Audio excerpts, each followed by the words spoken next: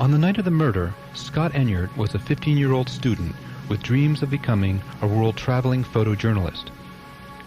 Using stolen press credentials, he worked his way into the embassy room to photograph Robert Kennedy at the moment of triumph. I was about 5 feet from the podium. As he finished his speech, I followed him into the pantry area. As I got into the pantry, I was about 10 feet behind him, continuing to take pictures as he shook hands with people. And all of a sudden I saw him drop from the frame. He fell. And I continued taking pictures. I backed up, I jumped up on a table. Everyone in front of me had been shot and fell. And I jumped up to get out of the way, continued taking pictures for a while. A friend of ours got past us. We thought, you know, it would be fun. We could get some pictures. So that's why we came. There are some missing from it. I took a 36 exposure roll and I got 26 prints back. As he tried to leave the hotel, Enyart was arrested at gunpoint. His film was confiscated. In the early morning hours, he was taken by jail bus to the LAPD's Rampart station. At that point, they released me about 7 o'clock in the morning with an empty camera. And they told me that later on that my photographs are going to be used in the trial of Sirhan. They gave me back photographic prints of the speech and then everything after I left the pantry, but they took all the pictures that I actually took in the pantry. Those were missing. That's basically it. Then I waited 20 years. They told me, you know, the courts have sealed this evidence for 20 years. You're a good citizen. We appreciate what you did, but you got to wait. I waited for 20 years, 1988. I wrote a letter, said, can I have my film back? And I was notified by the California State Archives that my photographs, along with 2,400 other pieces of evidence, had been destroyed by the LAPD 3 weeks before Sirhan's trial. Contrary to popular belief, there is no photographic or video record of the assassination of Robert Kennedy. Scott Enyart's pictures were the only ones taken of the shooting as it was occurring. It is therefore impossible to believe that both the prints and the negatives would have somehow been lost by accident. We know that they were developed because Enyart received prints of both before and after the shooting. And as Enyart has told us, he was screened from Sirhan. All we would have seen in Enyart's photos is what was going on behind Senator Kennedy. What subversive image, then, had Scott Enyart's camera captured? Likewise, with John Kennedy's assassination, the media, through the government, painted a portrait in our minds of what they wanted us to believe. Also, just as with JFK, the evidence of the crime scene was severely tampered with and key witnesses discredited. Reports indicated that there was also more than one shooter involved, and evidence proves this as well. There was a girl in a polka dot dress and a man overheard saying, "We killed him, we killed him." However, for obvious reasons, the interrogators of these witnesses did whatever it took to discard their testimonies so that a lone assassin could be proven guilty and the case closed as quickly as possible. In the weeks that followed, Sirhan was questioned repeatedly by police. Her phone rang constantly. Her house was broken into. On June 20th, Sirhan was told to come down to headquarters and asked to submit to a polygraph test given by Sergeant Enrique Hernandez, the same Hank Hernandez that Sergeant Schraga complained had so mysteriously returned from overseas employment. Although almost all tapes of witness interviews were lost or destroyed by the LAPD, a tape of Sirhan's session has somehow survived. Sandy, I'm not going to ask you any more questions. Not a single one. I do want to talk to you like a brother. Look, I presume, I don't know if I relate to anyone. I'm Catholic. Are you Catholic? Yes and no. Yes and no. Does that mean that you don't practice? Alright, okay, here's the thing. You're an intelligent young girl. You know that for some reason, this was made up. So here's what you have to think about right now, is that I think you owe it to Senator Kennedy, the late Senator Kennedy, to come forth, be a woman about this. If he, and you don't know, and I don't know whether he's a witness right now in this room watching what we're doing in here, don't shame his death by keeping this thing up. I have compassion for you. I want to know why. I want to know why you did what you did. This is a very serious thing. I've seen those people. No, Sandy. Remember what I told you about that? You can't say you saw something when you didn't see it. Sandy, look, I can explain this to the investigators where you don't even have to talk to them, and they won't talk to you. I can do this. But I know that as you get older, one of these days you're going to be a mother. You're going to be a mother, you're going to have kids, and you know that you can't live a life of shame knowing what you're doing right now is wrong. I feel I'm doing anything wrong. Well, maybe you don't feel it, but when you get older, you will. But please, in the name of Kennedy. I don't want to name of Kennedy. I'm going to get this.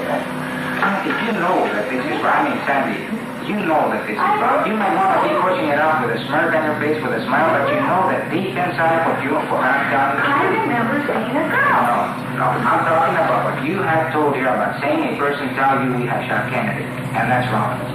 No, it isn't, Sandy.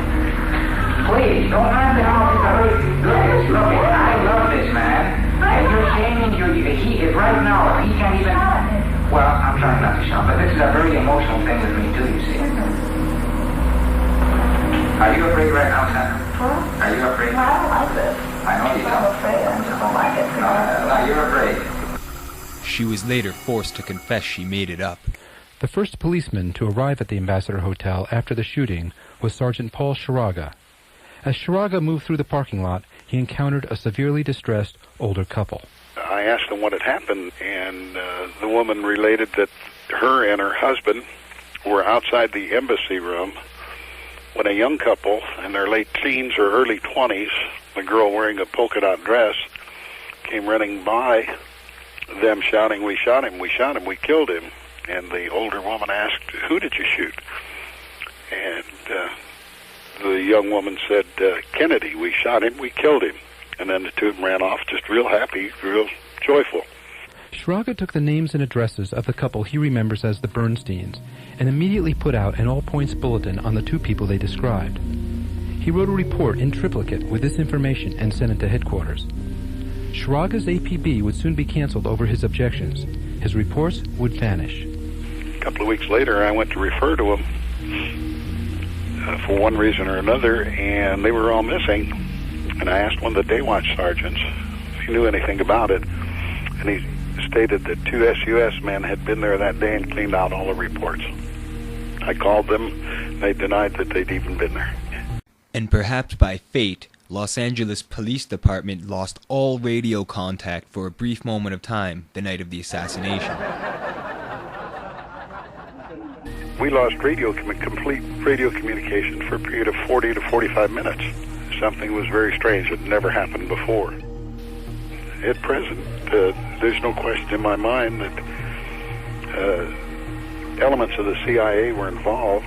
Two of the officers, Lieutenant Pena and Hank Hernandez, and the LAPD had retired some years before and gone to work for a government agency that was later found to be front for the CIA, and then almost as if by magic they showed up and were at the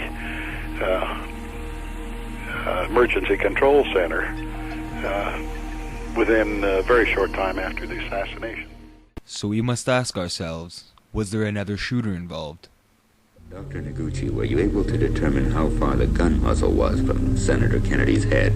One gunshot wound was found behind the right ear, and there were abundance of a powder deposit on the edge of the right ear, and after testifying the similar weapon, we came to conclusion that the muzzle distance would be a 1 inch from the right ear edge and no more than 3 inches.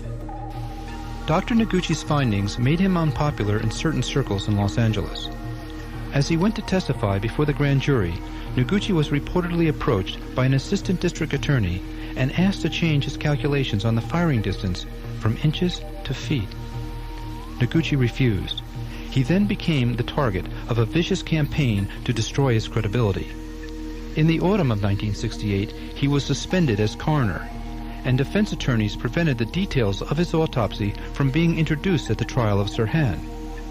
Nevertheless, the wounds as described by Dr. Noguchi seem entirely inconsistent with a Sirhan who was placed by most witnesses wrestling with Maitre d' Carl Euchre about 4 to 6 feet in front of Senator Kennedy. Attorney Godfrey Isaac defended him. Well, the first question that I ask of a witness with reference to showing what a competent and really extraordinary autopsy Dr. Noguchi performed, the Deputy County Counsel asked to approach the commissioners, and they're stated that if I went into the questioning further, that it would cause an international incident. Now, what was meant by international repercussions on that day with regards to Senator Robert F. Kennedy's autopsy?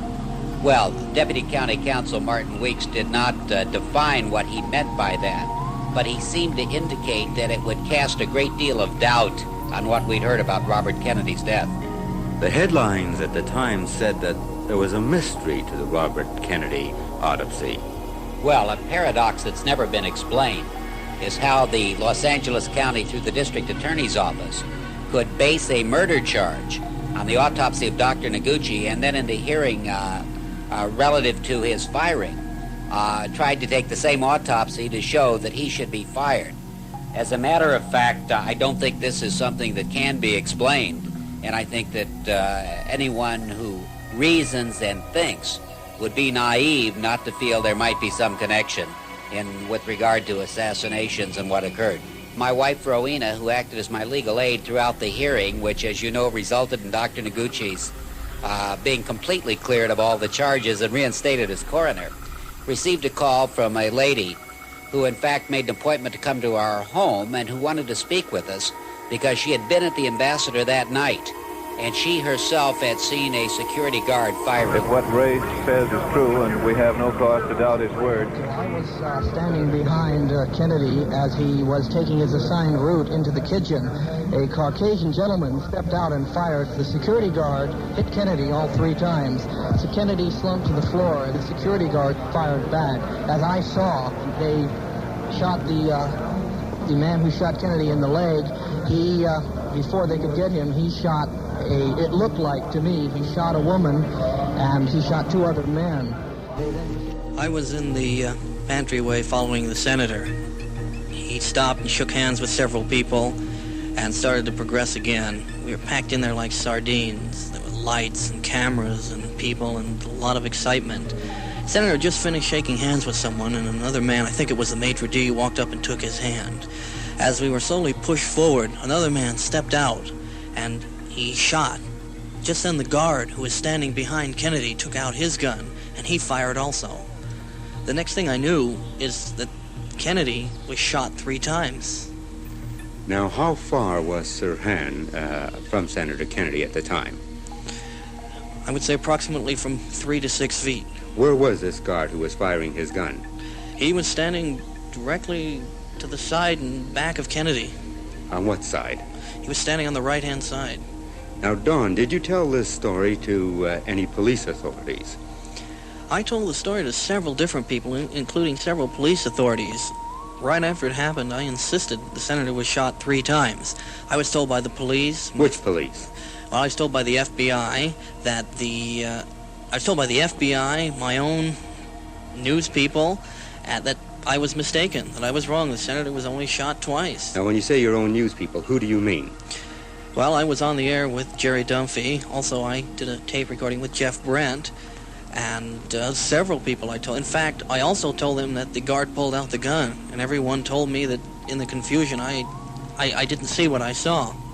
Well, I didn't see everything that happened that night because of the blinding lights and the people screaming. But the things that I did see, I'm sure about. And that is Kennedy being shot 3 times. The guard definitely pulled out his gun and fired.